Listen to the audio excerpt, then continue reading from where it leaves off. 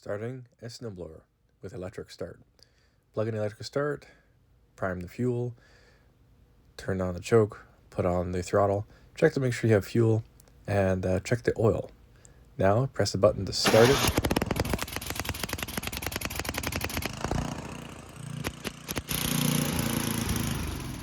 The one thing I didn't do was turn on the fuel, and that's why she stopped running.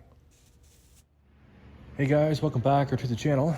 What we have here is a very old and dilapidated snowblower. As you can see here on the angle of it, it is pointing down. Reason for that is because this was never adjusted and it's completely worn out. So what happened when I went to go use it, because I didn't realize this, but this is all worn out.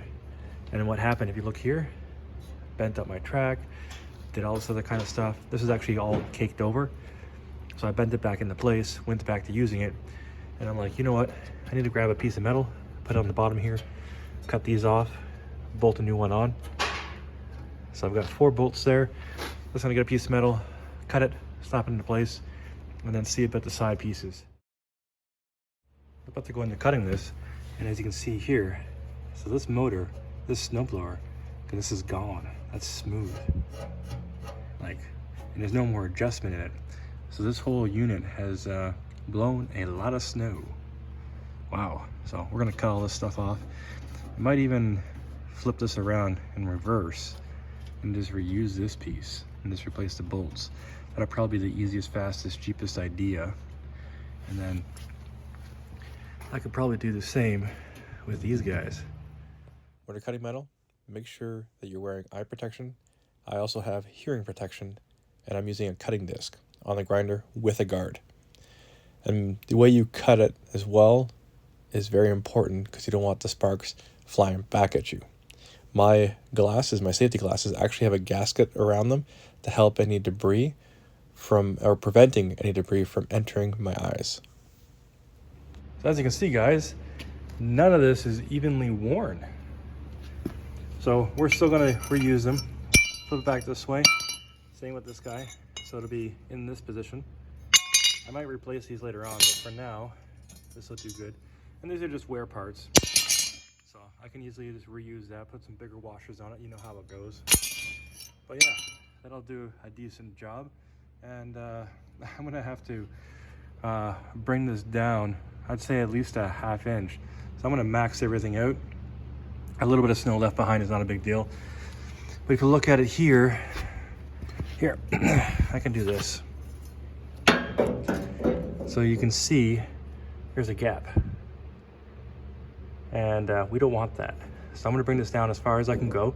It's still gonna scrape the ground and it's gonna bring all the snow up. But yeah, this is not good. You should always clean the rust off before you paint anything, and prime it especially, then use top coat. I'm doing none of that and just spraying the paint right on top of the rust, so it's going to flake off and be pretty much useless. But I wanted it on there anyways because I had it. Feel free to yell at me in the comments. I do know that you should clean everything properly, prime it, and then paint it so you have a long-lasting finish. But because I want this all done, just paint it and, be done with it. That all being said, I'm just changing all the hardware, going to tighten everything up momentarily. Here you see me putting the hardware in and tightening everything up, and I'm trying to extend the wearable items, such as the scraper and the feet on either side. There's probably better terms for this stuff, but I'm extending as far as possible, and then also on the feet on either side, I flip them around because I noticed they had a different angle.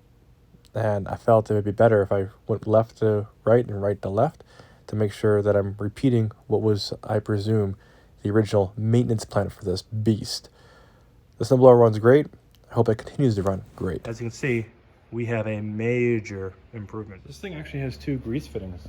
Never knew that before.